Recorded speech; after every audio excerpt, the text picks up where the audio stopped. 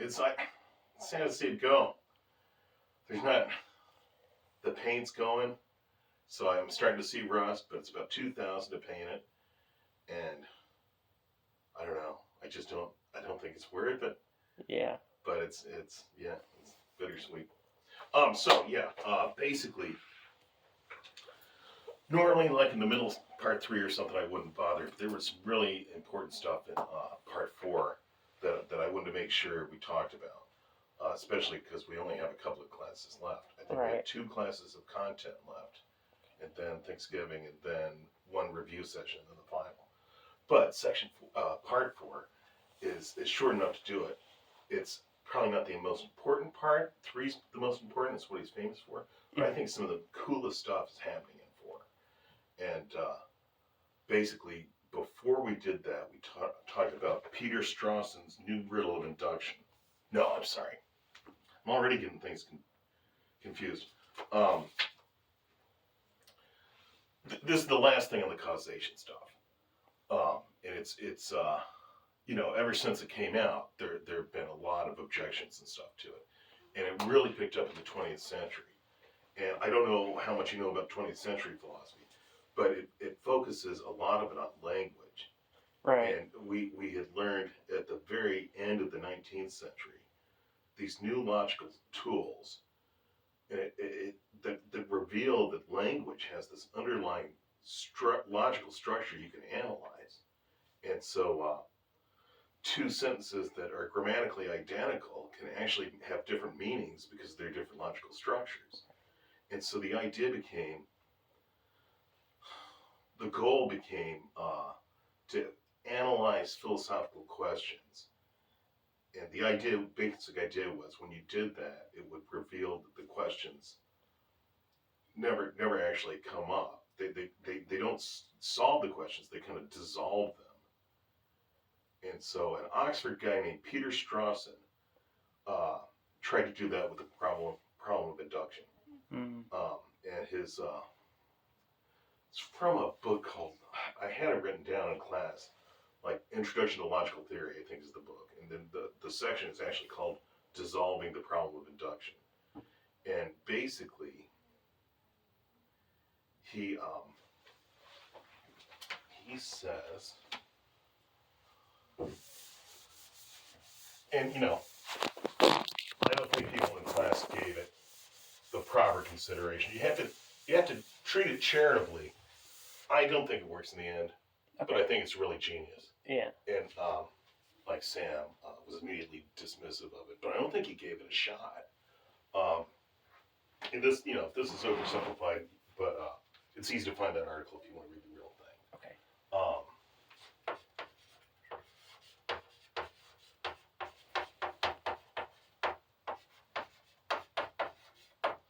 Is deduction valid? On the surface, that looks like a meaningful question, but it turns out validity is a concept that applies just to specific deductive arguments. So it makes perfect sense to say of any deductive argument, is that argument valid? Right. Some are valid, some are invalid. But asking whether deduction itself is valid, according to Strawson, is meaningless. It doesn't have a sense. It's nonsensical. Even though it appears on the surface to have meaning. Another example he gives is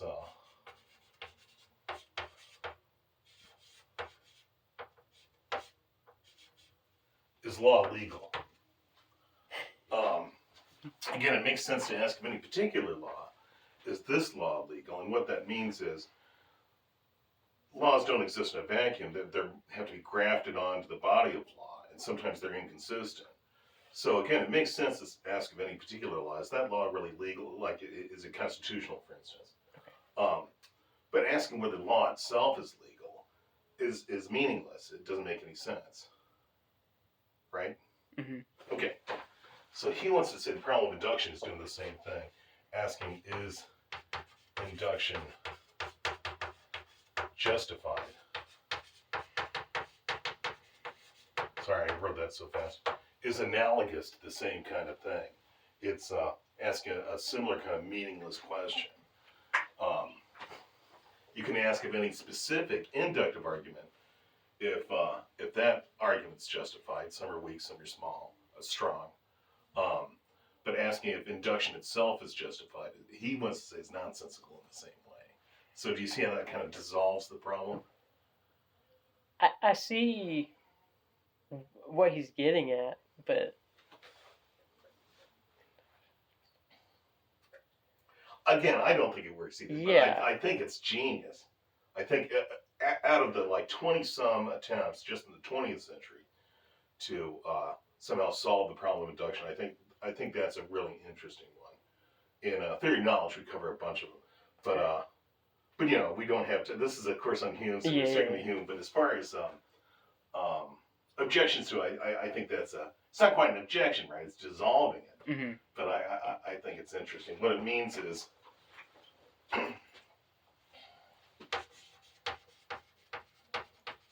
here's a different way to put the point. You know how that's Hume's fork? Mm-hmm. It's just saying there's a third prong, causation. It's just a different type of justification. All Hume's shown is causation isn't reason and causation isn't experience, but that's nobody thought it was anyway. You know? Mm-hmm. Right. Like if I could show experience wasn't proven by a demonstrative argument, that wouldn't show that experience is unjustified. Just shows it's a different type of justification.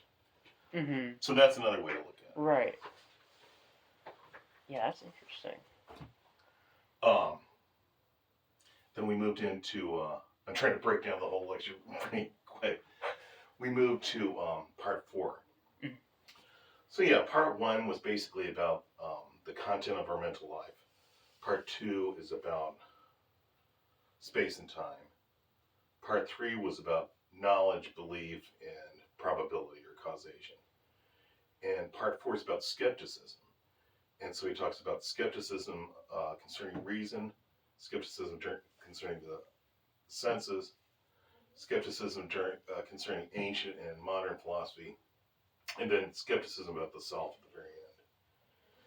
And so yesterday we covered the first 2, skepticism regarding reason and skepticism regarding the senses. And so he's got this argument against rational demonstration. And it's really interesting because he starts off by saying mathematical and logical truths are infallible. They're absolutely certain. And that seems really weird for him to say that, just right off the bat. I think he's just saying it for the sake of the argument. Yeah. Let's assume for the sake of the argument that the rationalists are right and that truths of reason are just absolutely infallible. Well, sometimes, sorry, I keep using the board. No, you're fine.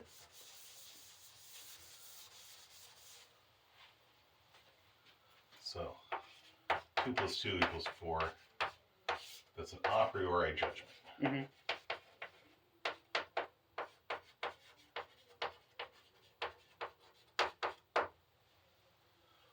And he's willing to grant that, which is really odd. But sometimes I make mistakes.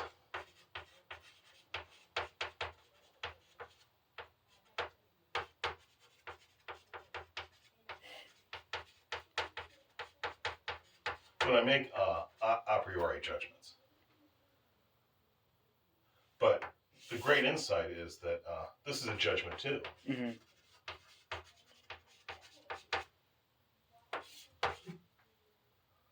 So since it's a judgment, I have to acknowledge the fact that sometimes I make mistakes, but sometimes So then you can't be certain about I make mistakes.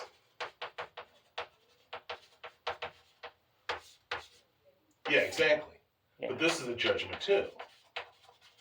And I know that sometimes I make mistakes. So you get this infinite regress where even if it starts off certain, it ends up very quickly, actually, within the first move, degenerating into probable reasoning. And with less and less certainty as you go. And he says if we really followed reason, we'd be stuck in a state of suspension because of the infinite regress. And he thinks it's just a fact of our biology that we make judgments. For some reason, we're just designed, and this is before natural selection, but natural selection would explain it. Those humans that just went by reason, were just suspended, couldn't make a decision, and that cost them their lives. They didn't live to procreate. But it's just part of our nature to make these judgments, and luckily, because if we went by just reason, we'd be kind of suspended in this infinite regress of saying, well, that judgment, sometimes that's a judgment, but sometimes I make mistakes about judgments. So I gotta. Yeah. So it's a really weird argument. Yeah. It doesn't make the cut into the inquiry, Okay. but I think it's interesting. I do too. It was brought up in, I think, both of the articles that I've read from. Oh, really? Yeah. I finished the article you gave me. And then on the Oxford podcast, Milliken has an objection to it. It was in the one you read it already. The one I gave you. Yes, sir. Oh, good work. Did it help at all? I think it's interesting. I'm still figuring out if I want to write on it. Yeah, I think I do, but like how I want to. So I'm still working on it. But yeah, I thought it was just given your own interpretation is philosophically significant. Okay. Here's this guy's. Here's Falkenstein's. Here's what's his name? The new guy. Zahn, I think. Zahn. Here's Zahn's interpretation. Here's mine. That would be good. Then you're not just parroting them. Yeah. But yeah, that's the skepticism concerning reason part. And then skepticism concerning the external world, that's the skepticism concerning senses part. That's the last thing we did. Mm-hmm. And I think it's really cool. So take the belief in some external object. Let's put my Cardinals cup. Okay, so he thinks it's futile to ask if that really exists. Because he thinks, again, nature is just determined that we believe it exists. And he believes it exists. But we can ask why we believe it exists. Why do we believe in the external world? He can do that. And then doing that shows it's not justified. Mm-hmm. And so he thinks so he's going to do this Humean analysis of external existence. And basically he thinks when you do that, it comes down to two separate, distinct questions that are really closely related, so we usually don't even think of them as separate. This is external world.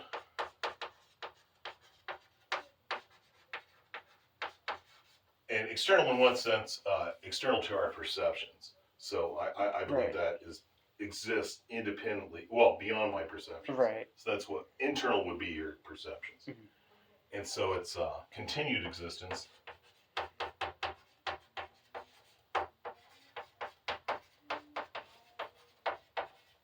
And independent existence.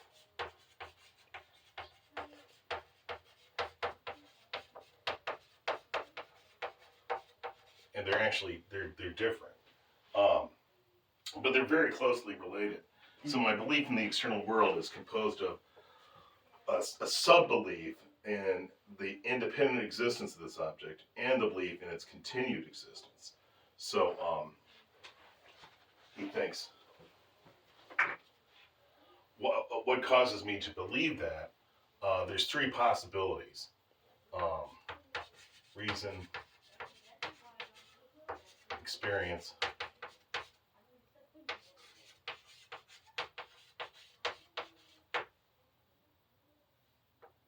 and imagination.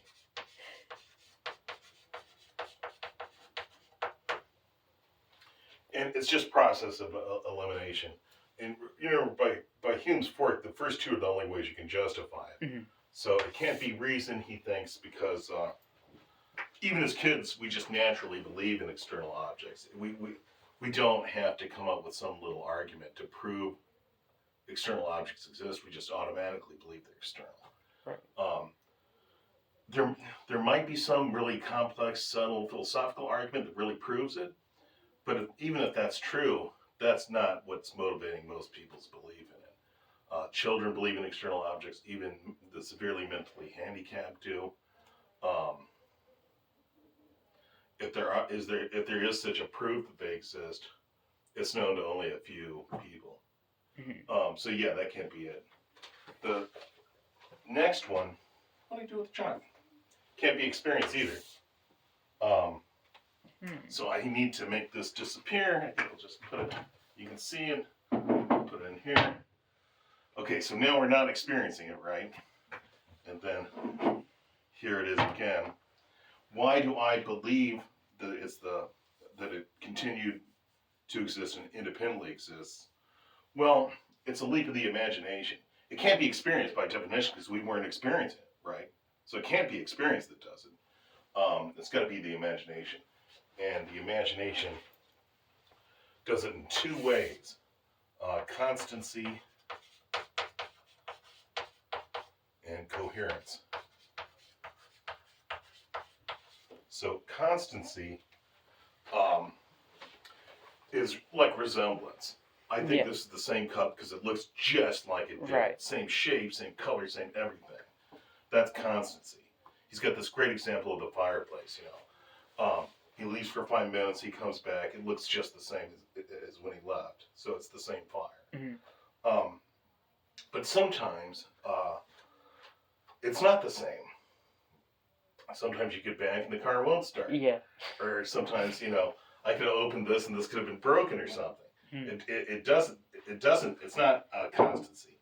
Or, in his fireplace example, he comes back after 2 hours. Back then in Scotland, they had fireplaces in every room of the house. And never leave a fire unattended, But they did back then. So you come back, he comes back to his bed chamber, and the fire looks different. It's out. It used to be hot, it's cold. There's no fire anymore. There's no wood. It's just ash. And what coherence is this kind of story you tell yourself. Your mind tells yourself with the imagination to account for the change. Because you remember other times where you've been at a campfire and stuff, and you just watched it burn down to ash. And so you assume that's what happened when you were gone. Your mind's creating this narrative of what's going on to make sense of the world. So it's a leap of the imagination when it looks different, but you fill in the gaps.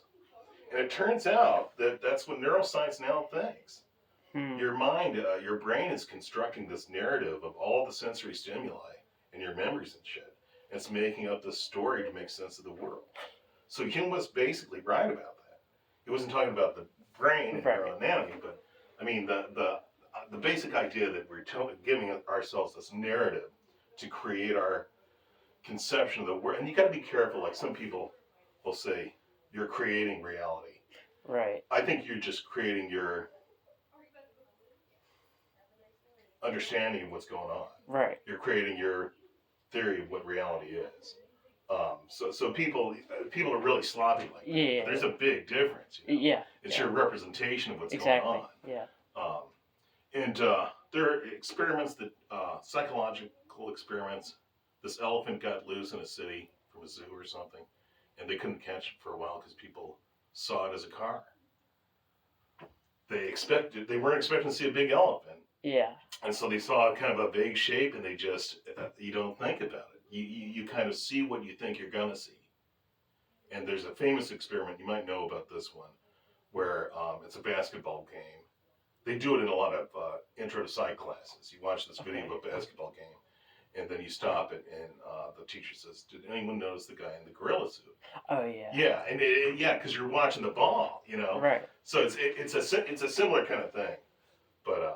But yeah, that was yesterday's class. I thought it was really important, so I wanted to kind of give you the 10-minute version of it. But I appreciate you. Any questions? Does that make any sense? No, yeah, that made perfect sense. I don't think I have any questions right now.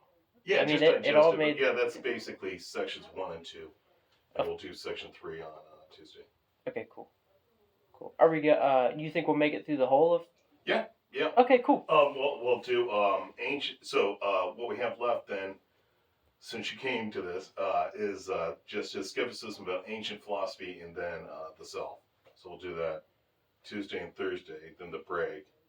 We come back and we review, and that's the exam. Cool. Yeah, that's Great. That's the course ending. Awesome. All right. Well, thanks for coming in. I Yeah, really for sure. appreciate Thank it. you for